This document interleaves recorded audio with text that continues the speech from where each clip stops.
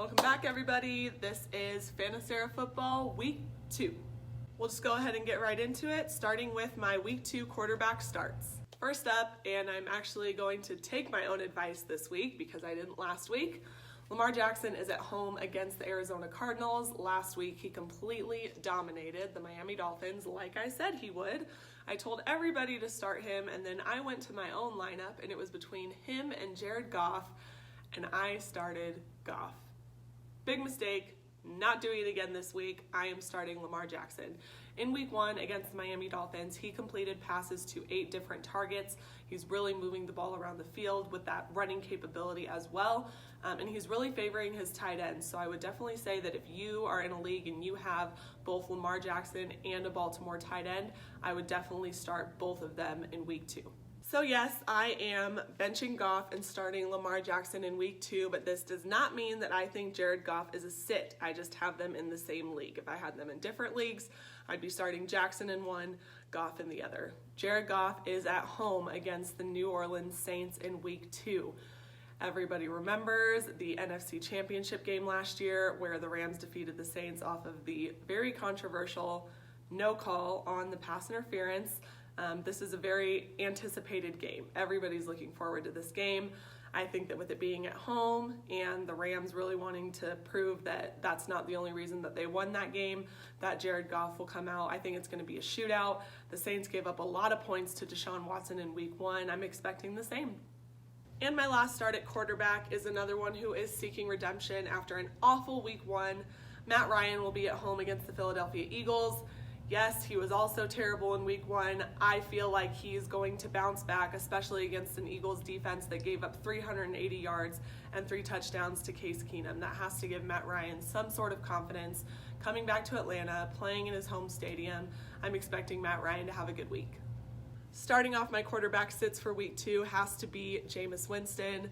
Jameis threw 3 interceptions on Sunday. He is traveling on a short week to Carolina to play the Panthers. That short week is always going to favor the home defense. I feel like they're just going to be looking for those turnovers from him again this week. Not to mention the Carolina defense only allowed 186 passing yards to Jared Goff, so famous Jameis stays on the bench. Baker Mayfield is also going to be a sit for me this week in the Browns away game against the New York Jets. Poor Browns fans. I really didn't think that game was going to go that way. In case you missed it, the Browns got embarrassed by the Tennessee Titans, who aren't anything remarkable. But my main concern about Baker Mayfield is his offensive line. I felt like he had no protection. He was constantly scrambling. I'm not going to put it all on the O-line because he did make some poor decisions and 2 back-to-back interceptions. That can't happen. Just in this away game against the Jets, I don't like him at all. Maybe when they're back home, maybe once they kind of establish what's going on with this O-line. But for right now, Baker is a sit. And finally, even though he did rally back in the 4th quarter against Detroit in week 1, Kyler Murray is a sit for me at Baltimore for week 2. So if you guys watched that game against Detroit, 4th quarter, don't know what happened. He pulled a Tim Tebow, you suck the whole game. 4th quarter, you come back and win it. But going into the 4th quarter, all he had was 70 yards and an interception. In the 4th quarter, he threw for 200 yards and 2 touchdowns. Yes, that's very impressive. Let us not forget that it was against the Detroit Lions. I am not expecting him to have that kind of productivity in Baltimore against the Ravens defense. Kyler Murray is a sit for the 2nd week in a row. My week 2 quarterback sleeper is Matthew Stafford at home against the LA Chargers. If you watched Fantasera Football week 1, I had him as a starter against Arizona Cardinals with their injured and out secondary, and he played very well. So I think that was a good start for him to boost his confidence. Even though the Chargers do have a better defense than the Cardinals, they gave up 190 yards and 2 touchdowns to Jacoby Brissett in week 1. He went 21 of 27. I think that will also add to Matthew Stafford's confidence knowing that Jacoby Brissett was able to put up those numbers against them. So Matt Stafford, sleeper week 2. My first start at running back this week is going to be Duke Johnson, who is at home against the Jacksonville Jaguars. Although he is sharing carries with Carlos Hyde, he does appear to be the more valuable running back. He's a good start in both standard and PPR leagues. He had more receptions than Will Fuller did in week 1. Also, the Jaguars defense has not been defending well against a pass-catching running back, so I'm expecting Duke Johnson to have a big game. My second start at running back is the South Florida kid who found his way up north. I'm talking about Sony Michel of the New England Patriots. The Pats are going to Miami to take on the Dolphins. Again, we're starting anybody that's playing the Dolphins. I know that the Patriots have this history of not playing well in Miami. I think even if they don't play well, they win by at least 2 touchdowns. I know the spread is 19. That freaks me out a little bit because I know that if I take it, the Dolphins will cover. So I'm going to leave that one alone, but I do think the Patriots are up by 2 scores at halftime, which means that they'll likely be running the ball. Sony Michel being from South Florida, everybody plays well in their hometown. He is definitely a running back 1 start for me in week 2. My last running back start really depends on if Joe Mixon plays or not. If Mixon is in fact out with that ankle injury, I think that Giovanni Bernard is a solid start. The Cincinnati Bengals are at home against the San Francisco 49ers, and the 49ers have been struggling with that run defense. My first sit at running back is going to be Phillip Lindsay of the Denver Broncos. They are at home, but they are against the Chicago Bears. If you saw that game Monday night against the Raiders, it was very sad. We had no offense. For whatever reason, Phillip Lindsay is splitting carries with Royce Freeman. Broncos weren't able to move the ball at all against the Raiders, and now they're going up against arguably the toughest defense in the league. So Phillip Lindsay is a sit for me in week 2 against the Bears.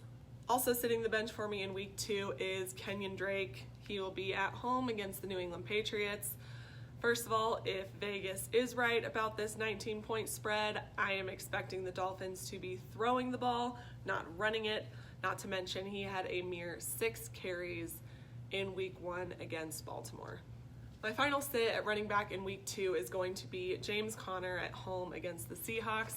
Not only for the abysmal performance that he gave in week 1 against the Patriots, he had 21 yards on 10 carries, but now he's going up against the Seahawks defense that only allowed 31 total rushing yards to the Cincinnati Bengals in week 1. Not looking for a big running game out of the Steelers this week.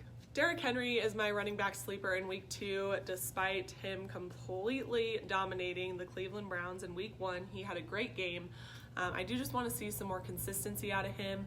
Also in PPR leagues, it's debatable as he did only have 2 passing targets in week 1. So maybe more in standard leagues rather than PPR. But Derrick Henry at home against Indianapolis Colts is my week 2 running back sleeper. Moving on to wide receivers, my first start is going to be Tyrell Williams, who is at home against the Kansas City Chiefs. In week 1 against the Broncos, he had 6 catches for 105 yards and a touchdown. I'm also expecting the Raiders to be chasing points against the Kansas City Chiefs, who continue to dominate offensively. If you picked up or traded for John Brown of the Buffalo Bills after week 1, you did the right thing. The Bills are headed to New York to take on the Giants, and John Brown is an absolute start for me in week 2. He was Josh Allen's primary target in week 1. He set the Bills' record for receiving yards in a debut, and overall, I just think he's a great matchup against the New York Giants defense, who has been struggling against wide receivers. Final start of week 2 at the wide receiver position is Michael Gallup, who will be traveling to Washington to take on the Redskins. So he did play very well against the New York Giants last week. Not only that, the Washington Redskins defense allowed 214 yards and 4 total touchdowns to Eagles receivers in week 1. So clearly they are also struggling in their passing defense. I think Michael Gallup is a good, maybe flex option for you in week 2. I had a hard time with my 3 sits at wide receiver this week because I think they're all great players. I just don't really like their matchups or other situations going on the team or whoever they're playing against. So we'll just get right into it. My first sit at wide receiver for week 2 is Emmanuel Sanders. Again, the Broncos are just struggling to move the ball, and if they're struggling to do it against the Raiders defense, they're going to struggle to do it against the Bears defense. And Chicago held Packers receivers to 116 yards and 0 touchdowns in week 1. I do not think the Broncos are better than the Packers, so I'm going to say you keep Emmanuel Sanders on the bench. Despite his ability to make big plays, as you saw if you watched the Texans-Saints game in week 1, Will Fuller is going to be a sit for me in week 2. Yes, he makes big plays, but he is just not targeted very often. In week 1, he was only thrown to 3 times. They just happened to be for a lot of yards at a time, which was why he was still able to get those fantasy points.